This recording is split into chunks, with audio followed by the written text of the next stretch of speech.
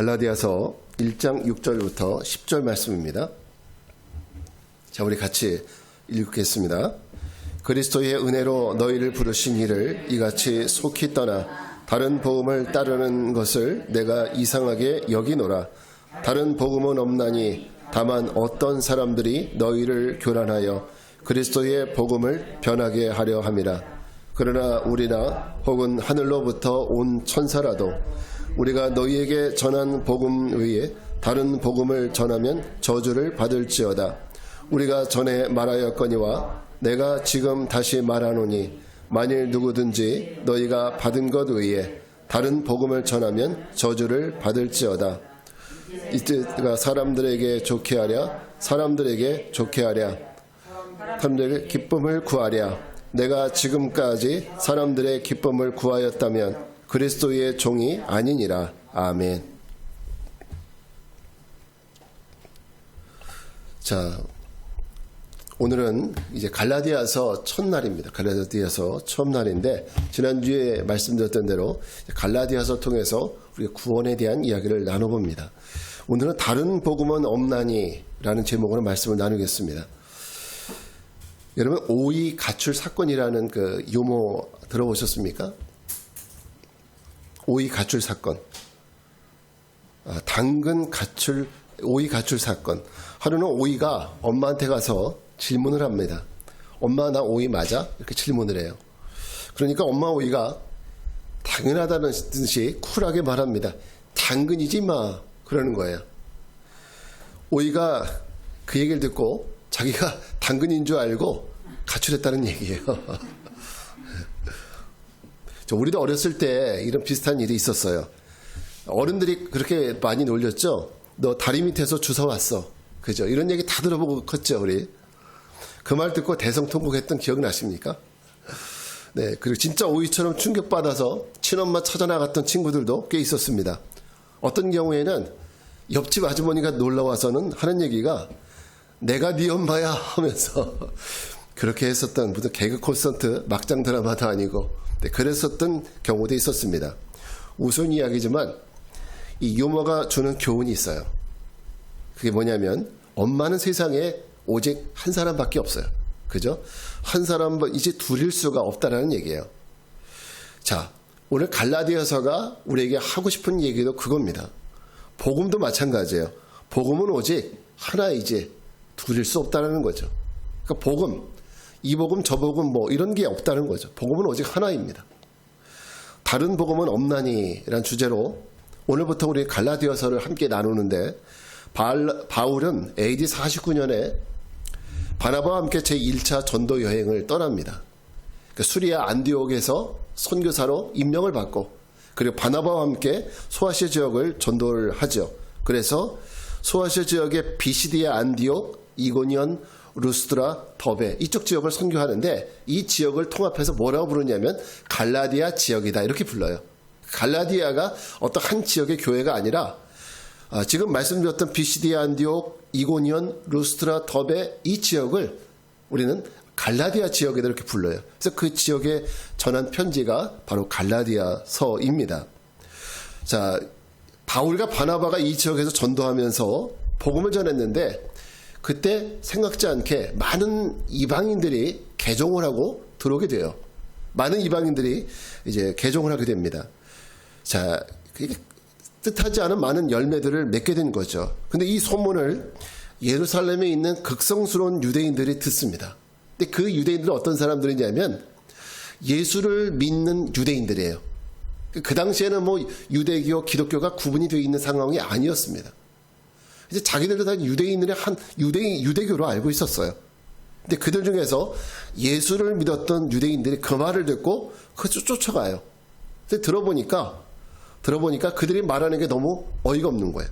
그래서 바울이 전한 복음을 부정한 사건이 벌어지게 돼요. 자, 여기서 우리는 복음에 대해서 우리가 다시 한번 생각을 해봐야 됩니다. 복음이 무엇인지. 여러분, 복음이 무엇입니까? 우리 복음이란 말 많이 들어봤죠? 복음을 전합니다. 복음을 믿어야 합니다. 복음을 받아들여야 돼요. 자, 근데 복음이 과연 무엇입니까? 많이 듣긴 했는데 머릿속에 정리해서 복음이 이겁니다. 딱 라고 얘기를 하려고 하면 머릿속은 굉장히 복잡해지죠. 우리 안에도 복음이 뭔지에 대해서 정리가 안 돼 있어요. 복음을 전하라고 했는데 도대체 무슨 말을 해야 될지 감이 안 잡힐 때가 많이 있죠. 자, 그래서 우리가 예수 그리스도를 믿는 이 복음은 한마디로 말하면 예수 그리스도를 믿어야 구원을 받는다라는 바로 이 진리가 바로 복음이에요. 우리 갈라디아서 1장 7절 말씀을 한번 같이 읽겠습니다. 시작. 다른 복음은 없나니 다만 어떤 사람들이 너희를 교란하여 그리스도의 복음을 변하게 하려 함이라. 자, 무슨 복음을 변하게 해요? 그리스도의 복음. 다시 말해서 바울이 전한 복음은 어떤 복음이냐? 그리스도에 대한 복음이었어요. 그리스도 예수를 믿으면 구원받는다. 그러니까 이방인들에게 복잡한 얘기 하지 않았어요. 예수 그리스도를 믿으라. 그러면 구원받는다. 단순하게 한마디. 글자 수도 몇 개 안 되죠. 자, 이런 간단한 복음을 전했어요. 그리스도를 믿으면 구원을 받는다. 이게 바로 복음의 핵심입니다. 그러니까 예수의 자리에 만약에 엉뚱한 율법이 들어가고 엉뚱한 교주가 들어가고 만약에 그런다면 그거는 복음이 아닌 거예요. 우리가 이것을 꼭 아셔야 됩니다. 정확한 복음은 바로 예수 그리스도에 대한 복음이에요. 내가 착한 일을 해야 구원받는다. 율법을 지켜야 구원을 받는다. 내가 어떤 교회에서 많은 일을 공로를 쌓으며 구원받는다.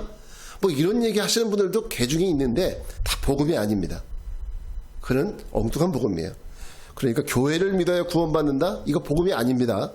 성경을 믿어야 구원을 받는다. 이것도 복음이 아니에요. 정확한 복음은 뭐예요? 예수 그리스도를 믿어야 구원을 받는다. 이게 진짜 복음인 거예요. 목사님, 성경을 믿는 게 예수 믿는 거 아닙니까? 아니에요. 우리가 예수 그리스도를 정확히 믿어야 돼요. 그런데 유대인들이 가서 보니까 갈라디아 지역에 가서 보니까 많은 이방인 개종자들이 들어왔습니다. 근데 바울이 어떤 복음을 전했느냐?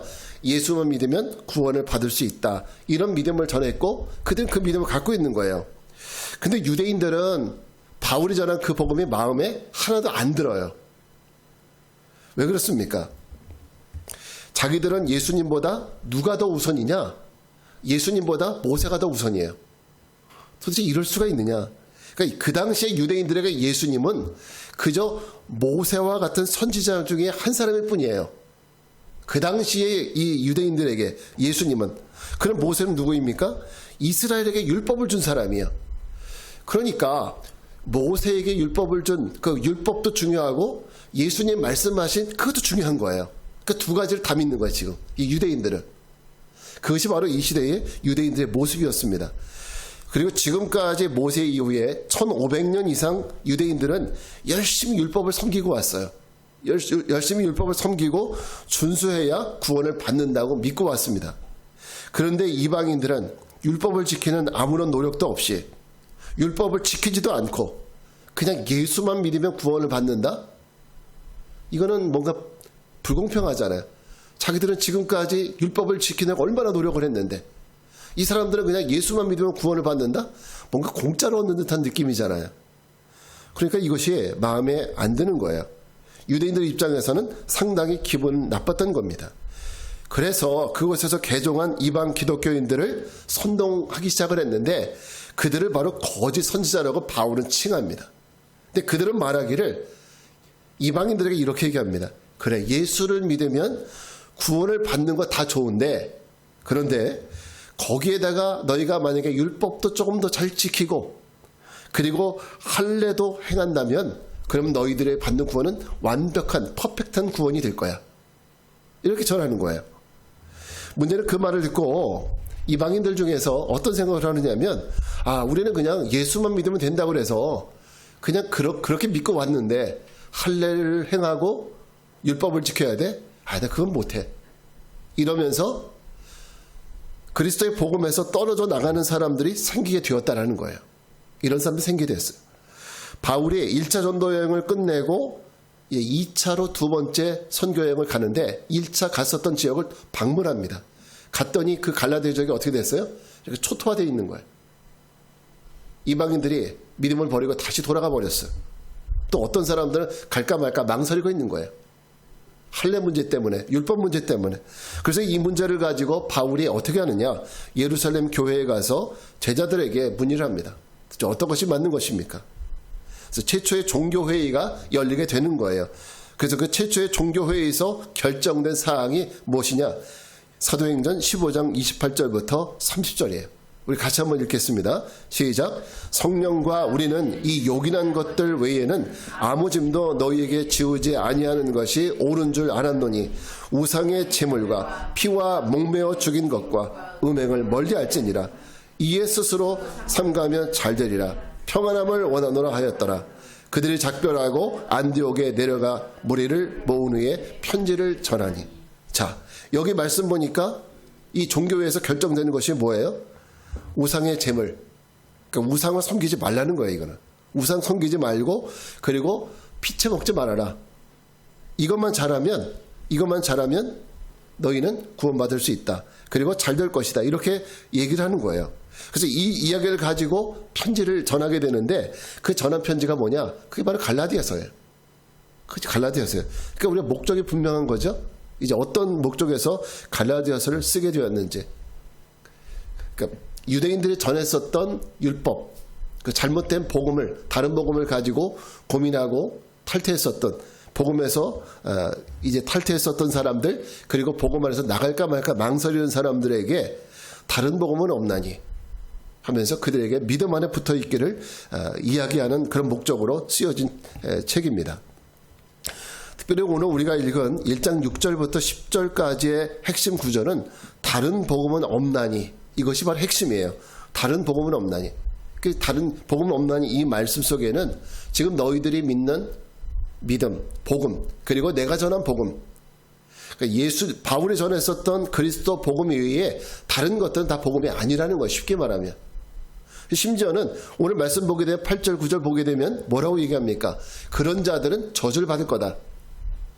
다른 복음을 전하는 자들은 저주를 받을지어다라고 2번씩이나 얘기를 해요. 그 얘기는 뭡니까? 굉장히 심각하게 받아들이는 거예요. 다른 복음은 없다라는 거죠. 그래서 이방인 개종자들 중에서 유대인 거짓 선지자들의 전한 말을 듣고 뒤도 돌아보지 않고 내가 잘못 왔네 하면서 복음을 떠난 사람들에게, 그리고 떠나려고 마음이 왔다 갔다 하는 사람들에게 주는 메시지가 이게 바로 갈라디아서입니다. 다른 복음은 없다. 오이가 당근이지 말을 듣고 집을 가출한 것처럼 다시 가출하면 안 된다는 거예요. 다시 복음 안에서, 그리스도 복음 안에서 떠나가면 안 된다는 겁니다. 자, 그럼 여기서 말하는 다른 복음은 무엇입니까? 앞에서도 말했지만 이 신칭이, 즉 믿음으로 구원을 받는다는 이 복음 외에 그 모든 다른 것들, 구원을 얻을 수 있다고 말하는 모든 방법과 이론과 생각들, 이 모든 것들이 다른 복음입니다. 예수 그리스도를 믿는 믿음 외에 다른 방법을 주장하는 것은 다 이 다른 복음에 속한다는 겁니다. 저는 오늘 신앙적인 측면에서 우리들을 볼 때 걱정되는 측면이 많은 것은, 물론 하나님을 모르는 사람들은 모르니까 그럴 수 있다고 치지만 특별히 교회 안에 있는 사람들, 교회 안에 있는 사람들에 대한 우려도 상당히 가질 수밖에 없습니다. 왜 그런지 아십니까? 성도들이 올바른 복음을 믿고 있으면 문제가 안 되는데 바울이 오늘 얘기하는 것처럼 다른 복음을 붙들고 이것이 진짜 복음인 것처럼 살아가는 것이 문제이기 때문이에요. 오늘 바울이 왜 이 갈라디아서를 쓰게 되었느냐?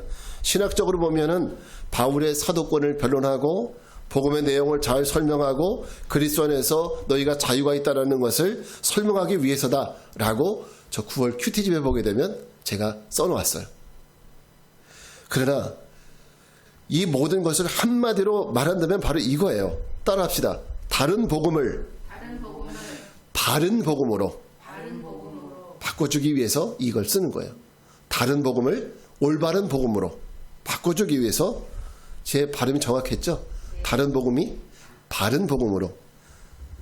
왜 그래요? 다른 복음에는 구원이 없으니까. 오직 바른 복음에만 구원이 있기 때문입니다. 그러면서 오늘 교회 안에 있는 우리들에게도 다른 복음을 버리고 다른 복음을 믿고 있다면, 다른 복음을 우리가 따라가고 있다면 이 다른 복음을 버리고 바른 복음을 갖는 것이 중요하다고 생각합니다. 그렇다면 우리가 교회 안에 있는 또 우리가 버려야 될 다른 복음이 있다면 무엇이 있을까? 물론 많습니다. 참 많지만 가장 심각하고 또 중요한 것 세 가지만 말씀드리려고 합니다. 첫째는 기복적인 복음이에요. 기복적인 복음. 자, 요한3서 1장 3절 말씀은 같이 한번 읽겠습니다. 시작. 사랑하는 자여, 내 영혼이 잘됨 같이 내가 범사에 잘되고 강건하기를 내가 간구하노라. 자, 한국교회는 한국 전쟁 1950년대 6.25 사변 이후에 한국 사회는 너무나 가난했어요. 여러분 다 아시죠? 얼마나 가난했는지. 삶 자체가 너무나 비참했습니다. 살아가는 그 삶 자체가 너무너무 힘들고 먹고 사는 일이 막막했던 시절이었어요. 그때 교회 강단에서 흘러나온 복음이 뭔지 아세요? 소위 삼박자 복음이라는 거였어요. 삼박자 복음. 요한일서 1장 3절 이 말씀과 같이 내 영혼이 잘됨 같이 내가 범사에 잘되고 강건하기를 내가 원한다. 이것이 묘하게 둔갑을 해서 우리가 예수 믿으면 복 받는다는 복음으로 바뀌어버렸어요. 변질돼 버렸어요. 예수 믿으면 복 받는다. 어떤 복? 영적인 복? 물질적인 복? 이 물질적인 복을 받는다는 거예요. 그러니까 영혼이 잘 되면 범사가 잘 되고 강건해질 수 있다는 이 기복적인 복음을 선포하게 된 겁니다. 그러니까 복 받으려면 어떻게 된다? 예수 잘 믿어라. 너희들 가난하지? 힘들지? 예수 잘 믿어. 그러면 복 받을 거야. 이런 복음으로 변질됐어요.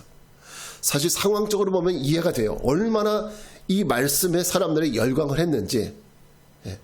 당시 교회 밖에 있는 사람들은 교회 안에 있는 사람들이나 소망이 없던 사람들이었어요. 먹고 살 길에 막막한 사람들인데 뭐 예수 믿으면 뭐해? 우리한테 뭐 밥이나 떡이나 이랬던 시절이거든요. 그런데 예수를 믿으면 범사가 잘 된다. 이 말에 귀가 열리기 시작하는 거예요. 사람들은 구름대같이 모여들기 시작했습니다. 그래서 성장한 교회가 여의도에 있는 모 교회입니다. 바로 이 삼박자 복음. 예수 믿으면 복 받는다. 물질적인 복이에요. 그 후에 교회 성장을 보고 너무나도 교회들이 감동을 받아요. 그래서 이 기복적인 복음을 강당에서 다 전하기 시작을 했어요. 이 교회나 저 교회나 너나 나나 다 전하기 시작을 했습니다. 근데 이 복음이 얼마나 한국교회를 병들게 만들었는지 모릅니다. 그러니까 예수를 믿으면서 현세적인 복만 원하는 거예요. 사람들이. 현세적인 복만 받기 원하고 영적인 복에 대한 관심이 없는 거예요. 예수 믿으면 현세적으로 잘 살게 되는데 복 받게 되는데 이것만 찾게 되는 거예요. 그러니까 부자 되기 위해서 복 받기 위해서 예수를 믿는 거예요. 예수를 믿는 목적이 바로 그거예요. 그럼 부자가 되면 예수를 똑바로 믿은 거고 가난한 사람들은 예수를 안 믿어서 그런 거예요. 그러니까 이런 잘못된 오류가 생기는 거예요. 예수를 잘 믿어도 가난한 사람이 있잖아요. 예수를 잘 못 믿어도 예수를 올바로 못 믿어도 부자인 사람도 있잖아요. 그럼 예수 안 믿어도 부자인 사람은 뭔데? 대답할 길이 없죠. 여러분 이건 사실도 아니고 진리도 아닙니다. 근데 마치 진리처럼 여겨지는 이것이 문제인 거죠. 여러분 이게 바로 다른 복음이에요. 바로 이것이 한국교회 성도들을 병들게 만들었어요. 한국교회 강단을 병들게 만들었죠. 혹시 여러분도 이런 믿음 갖고 계세요? 나 예수 믿으면 세상에서 잘 될 거야, 복 받을 거야. 이 현세적인 복을 원하십니까? 그렇다면 속히 깨어나십시오. 그건 복음의 진리가 아니에요. 두 번째, 바로 성공주의 복음입니다. 성공주의 복음. 자, 우리 욥기 8장 7절 말씀 같이 읽겠습니다. 시작. 내 시작은 미약하였으나 내 나중은 심히 창대하리라. 이 말씀은 우리 믿음의 성도들이 가장 좋아하는 성경 구절 중에 하나입니다. 가정이나 사업장에 가보면 이 성구를 많이 붙어놓아요. 제가 앞에 처음에 얘기했었던 요한일서 1장 3절 말씀 그리고 욥기 8장 7절 말씀 제일 많이 붙어있는 구절이에요. 이 내용 좋아하죠. 근데 이 말씀을 왜 주냐면 사람들이 왜 좋아하냐? 처음에 개업할 땐 미약하잖아요. 그죠? 미약하잖아요. 장사가 처음 시작하니까. 그런데 주님 잘 믿으면 나중에는 심히 사업장이 창대해질 거야. 이런 마음 가지고 이 말씀 붙여놓는 거예요. 근데 여러분 많은 분들이 이 말씀을 욥이 한 말로 착각을 해요. 여러분 이 말을 지금 욥기 8장 7절 이 말씀을 누가 한 말인지 혹시 아세요? 많은 분들이 욥이 한 말 아닌가요 목사님? 그게 아니에요. 누가 한 말입니까? 욥의 친구인 수아 사람 빌닷이라는 사람이 한 말이에요. 빌닷, 욥의 새 친구. 근데 그 사람은 이 말을 왜 했느냐? 그 의도를 알면은 여러분들 이 말씀 쓰고 싶지 않을 거예요. 솔직히 말해서. 그 의도는 사실 욥이 아프다는 얘기를 듣고 병문안을 왔잖아요. 세 사람이. 병문안을 왔는데 욥의 몰골을 보니까 망해도 그냥 망한 것이 아니라 폭삭 망했어요.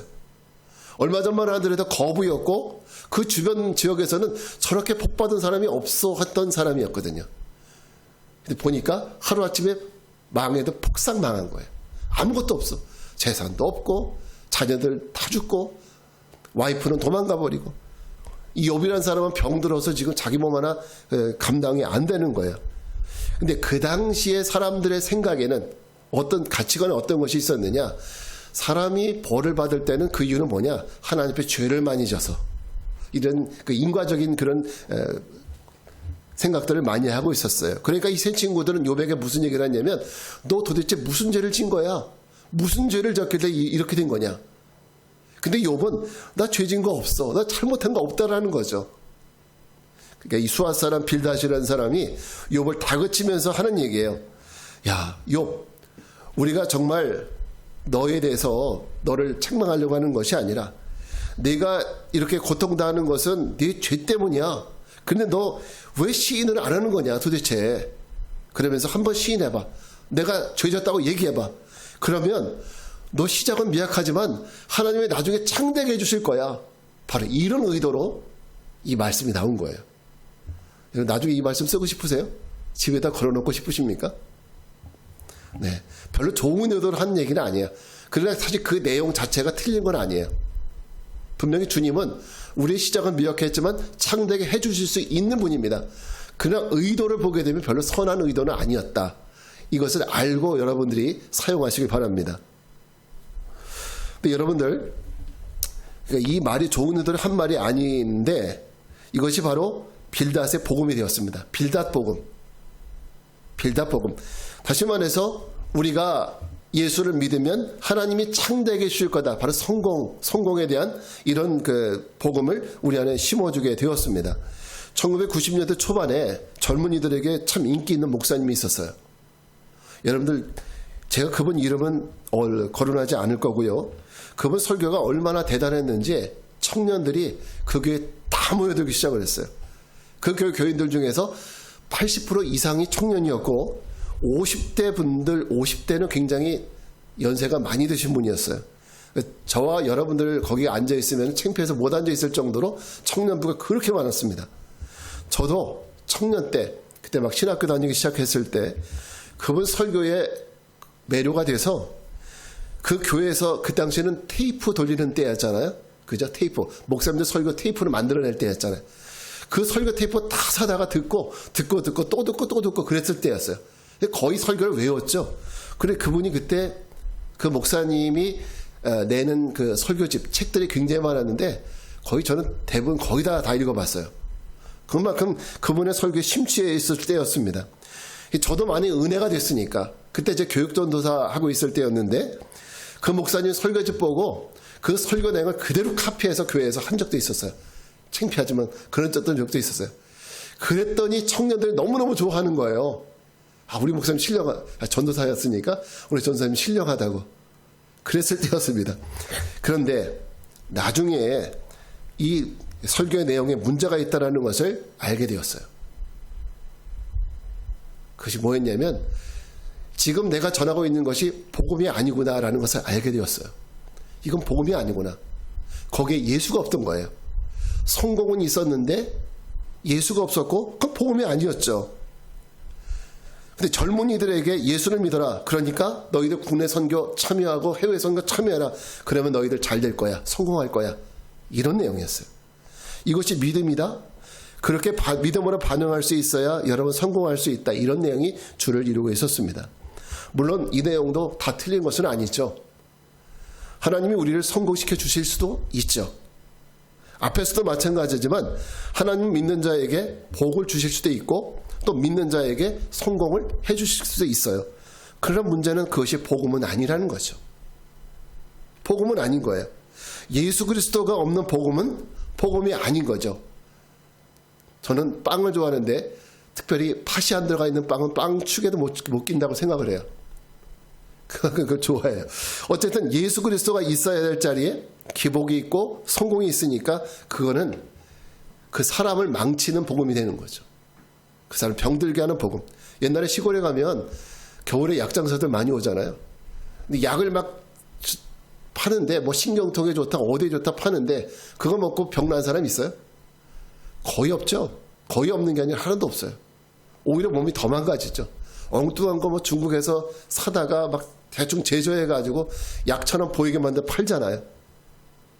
쉽게 말해 복음도 우리가 올바른 복음을 믿어야 구원을 받는 거지, 이렇게 마음대로 제조된 이 복음을 만들어서 이것을 전하고 그것을 믿는다면은 그거는 그 사람을 구원에 이르게 하는 것이 아니라 망하게 하는 거예요. 그러니까 다른 복음은 복음자가 들어갔다고 해서 복음이 아닌 거죠. 그건 복음이 아닙니다. 우리가 예수 그리스도를 믿음으로 내가 구원을 받는다는 이것이 바로 복음이에요. 여러분, 성공이나 복은 메인이 아닙니다. 우리는 복을 주시긴 해요. 하나님이 성공을 주시기도 하십니다. 그러나 그것이 우리가 예수를 믿는 핵심이 아니에요. 여러분, 성공을 따라가지 마시고 예수를 따라가십시오. 그게 우리가 구원받는 길입니다. 그래서 보면 주님이 주시는 은혜가, 복이, 성공이 여러분에게 올 수도 있다는 것을 여러분 그렇게 믿으시면 되겠습니다. 마지막 우리가 교회 안에서 주의해야 될 다른 복음은 인권주의 복입니다. 인권주의. 자, 신명기 24장 19절 말씀을 같이 읽겠습니다. 시작. 내가 밭에서 곡식을 벨 때에 그 한 못을 밭에 잊어버렸거든 다시 가서 가져오지 말고 나그네와 고아와 과부를 위하여 남겨두라. 그리하면 내 하나님 여호와께서 내 손으로 하는 모든 일에 복을 내리시리라. 자, 이 말씀은 하나님께서 그 당시에 가장 어렵고 힘든 계층들, 나그네와 고아와 과부들, 이 사람들 먹고 살기 힘드니까 만약에 우리가 수확을 했다가 내가 곡식 한 단을 안 가져왔네, 이것이 생각나면 그냥 놔두라는 거예요. 왜? 이런 가난한 사람들이 먹을 수 있도록 내버려 두라는 겁니다. 결국 이 얘기는 뭐예요? 하나님이 그 사람들의 인권에 대해서 말씀하시는 거죠. 그 사람들의 인권을 보장해주고 지켜주라는 거예요. 하나님은 신명기 율법서에서 사회적으로 연약하고 소외당하는 나그네와 과부, 이 사람들 멸시하면 안 된다는 거죠. 그 사람도 똑같이 하나님이 사랑하는 사람이에요. 인권이죠. 그들을 도와주고 그들에게 먹을 것을 남겨주라고 하셨습니다. 그럼 네 하나님께서 너에게 모든 일에 복을 주실 거다. 너희가 그들의 인권을 지켜주면, 그들의 인권을 지켜주면 내가 하나님께서 모든 일에 복을 주시겠다는 겁니다. 그런데 오늘 이 인권이라는 말이, 오늘날 인권이라는 말이 얼마나 강력한 힘을 갖고 있는지 모릅니다. 우리 주변에서도요, 여러분 인권 탄압이란 말 들어보셨죠? 인권 유린이란 말 들어보죠? 이 단어만 들어도 머릿속에 어떤 생각이 듭니까? 막 짜증이 막 오르고 그저 분노가 막 솟아오르잖아요. 인권 탄압, 인권 유린, 이 말만 들어도 우리 머릿속에는 정말 분노가 솟아오릅니다. 하청업체 노동자가 부당하게 노동을 하다가 사고를 당해서 죽었어. 그런데 기업은 나 몰라라 해. 나는 책임이 없다고 떠넘기죠. 이거 인권 탄압이잖아요. 외국인 노동자가 어려운 나라에서 와서 일을 했는데 월급을 안 줘. 그걸 내쫓아버려. 여권을 다 감춰버리고. 이거 뭐예요? 인권 탄압이잖아요. 그렇습니다. 하나님도 분명히 나그네와 고아와 과부를 멸시하지 말라고 하셨어요. 그 사람들 멸시하면 안 돼요. 외국인들도 인권을 보장해줘야 돼요. 임시직 직원들도 그들의 인권도 보장을 해줘야 됩니다. 이것이 성경적인 인권이에요. 이처럼 하나님은 인권을 중요시하셨습니다. 그래서 요즘에 우리 사회에도 인권을 지켜줘야 한다는 말이 마치 복음처럼 퍼져 있습니다. 그래요. 나그네와 고아와 과부처럼 무시당하고 소외당하는 이들 도와주는 것은 참 좋은 일입니다. 이번에 홍수 때 저 청주에서, 그죠? 그 장애인 그 두 자매가 그 물에 밤에 죽은 사건이 있었죠. 이런 것들도 우리는 인권이란 차원에서 그들을 왜 우리가 돌보지 못했나, 이런 반성을 해보게 되는 거예요. 이거 좋은 거예요. 그런데 우리가 인권이란 단어가 모든 일에 다 적용되는 것은 아니라는 거예요. 만약 이것이 하나님의 말씀과 대치된다면 그때도 인권을 주장해야 되느냐? 우리 이런 딜레마에 빠져 있을 때가 많습니다. 인권과 하나님의 말씀, 이것이 만약에 대치된다면, 일치되지 않는다면 우리는 어떻게 해야 될까? 자, 이런 일이 있었습니다. 몇 년 전에 몇몇 젊은 목사님들이 광화문 광정에서 무지개 축제라고 아세요? 동성애 축제. 동성애 축제 때, 큐어 축제 때 그들을 위해서 예배해주고 축복해준 그런 사건이 있었습니다. 그 일로 인해서 그분들이 교단에서 출교당하는 일들도 있었어요. 사실 동성애자들도 사회적으로 소외당하는 계층인 것은 맞죠. 사람들이 인정 안 하잖아요. 이상한 눈초를 쳐다보지 않습니까? 그러나 동성애자들을 옹호하면서 그들을 축복해주고 또 그것을 그들을 보호해줘야 된다? 여러분 이거 어떻게 생각하십니까? 맞습니까? 틀립니까? 여러분 어떻게 생각하세요? 인간적인 차원에서 그들에 대해서 무시하거나 그들을 핍박하면 안 돼요. 그건 안 됩니다. 그러나 그 동성애 자체를 인정한다는 것은 그건 안 된다는 거죠. 인간적으로 그들을 보호해주는 것은 맞아요. 그들 사람이니까 보호해줘야 돼요. 그러나 그들의 생각을 받아들이는 것은 안 된다는 거죠. 인권이라는 이름으로 그들 받아들인다는 것은 안 된다는 거예요. 이런 일들, 이 동성애자들이 옹호하는 이런 문제에 대해서 성경적인 대답은 이렇습니다. 로마서 1장 27절 말씀.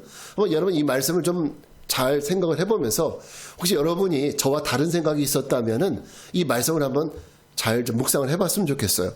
같이 한번 읽겠습니다. 로마서 1장 27절 시작. 그와 같이 남자들도 순리대로 여자 쓰기를 버리고 서로 향하여 음욕이 부릴 듯하며 남자가 남자와 더불어 부끄러운 일을 행하여 그들의 그릇 때문에 상당한 보응을 그들 자신이 받았느니라. 자, 오늘날뿐만 아니라 바울 시대에도 이런 일이 있었다는 얘기예요. 이것이 오늘 하루아침에 생긴 것이 아니라는 거죠. 근데 이 문제를 바라보는 바울의 시선은 어때요? 남자가 남자와 더불어 무슨 일을 행했대요? 부끄러운 일. 이게 바로 성경의 시각이에요. 이게 사도의 시각이고 이게 바로 성경의 시각이에요. 그거는 부끄러운 일이라는 거예요. 즉 그 사람들을 욕하는 것이 아니라 그 일, 그 사건 자체를 부끄러운 일로 규정을 하고 있는 겁니다. 이게 성경이 규정하고 있는 바입니다. 그리고 보세요. 그들의 무엇에 대한 상당한 보응을 받았어요? 그릇됨. 이게 옳다는 얘기예요? 틀리다는 얘기예요? 잘못됐다는 얘기죠. 남자가 남자와 더불어서 부끄러운 일을 행하는 것. 이것은 그릇됨이라 했어요. 성경 그릇됨이라고. 잘못된 일이라고 분명히 규정을 하고 있습니다. 그러면서 그 그릇됨에 상당한 보응을 그들 자신이 받았느니라 라고 얘기하고 있습니다. 성경은 그것은 부끄러운 일이고 그릇된 일이다. 이렇게 얘기하고 있습니다. 옳은 일이 아니라는 겁니다. 인권이라고 해서 그러니까 우리가 인권이라는 이름으로 모든 것이 옳다고 보면 안 된다는 거예요. 인권 우리가 지켜줘야 합니다. 그거 해야 돼요. 그러나 인권이라고 해서 모든 것이 옳은 것은 아니다. 그럼 우리가 어떻게 봐야 되느냐? 성경의 눈으로 봐야 된다. 말씀의 눈으로 그것을 볼 수 있어야 된다는 거죠. 우리 사회는 인권이라는 가면을 쓰고 사람들로 하여금 하나님과 하나님 말씀을 대적하게 만드는 이 사단에 숨어있는 손길, 이것을 우리가 볼 수 있어야 돼요. 자, 정리합니다.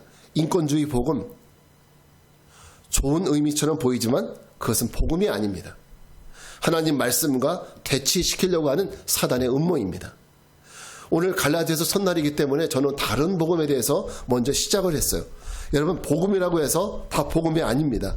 예수가 드러나지 않으면 그 어떤 것도 복음이 될 수 없다라는 거, 이거 꼭 기억하시기 바랍니다.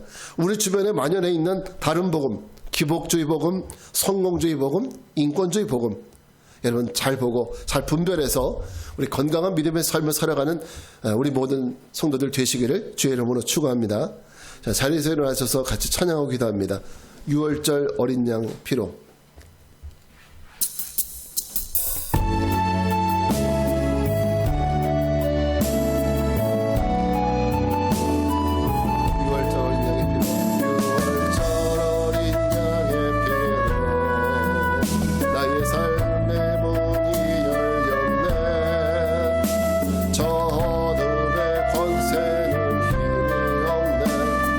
보혈의 능력을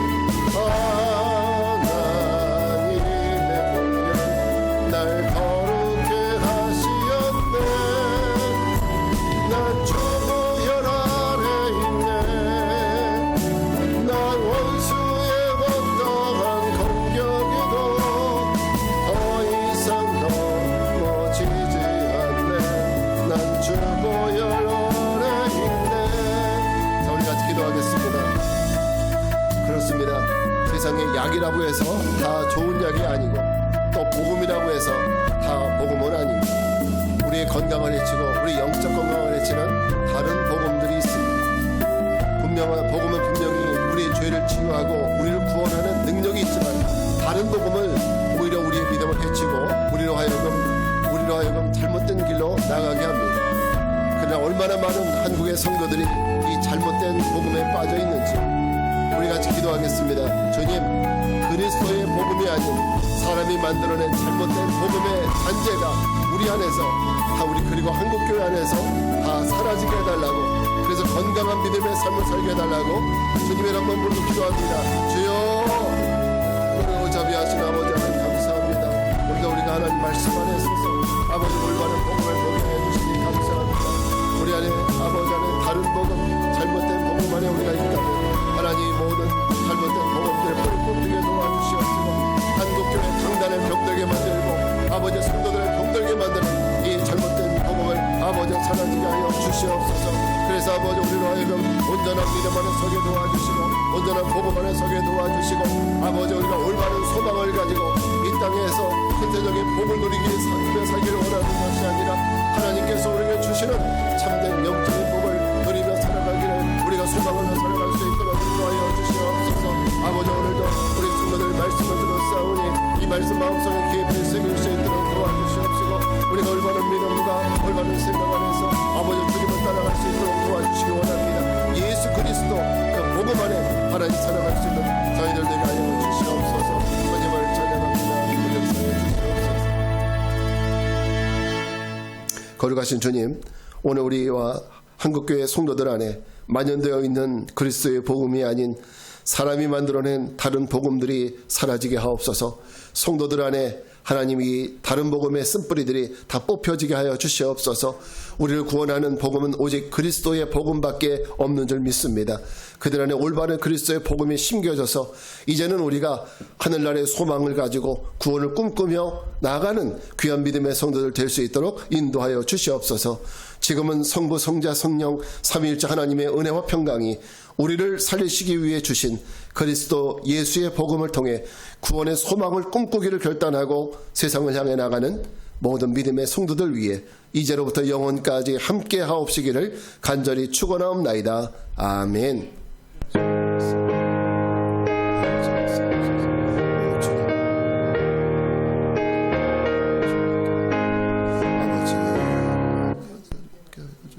아버지,